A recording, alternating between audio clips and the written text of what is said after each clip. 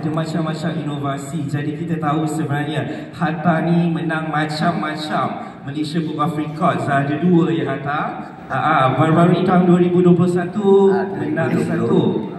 Yes, 2021 dan 2025 baru-baru ni Mei. Kalaulah Hatta boleh kongsi sikit 2 komponen itu, apa sebenarnya pembaharuan yang Hatta buat sebenarnya sehingga berjaya untuk mendapatkan award itu?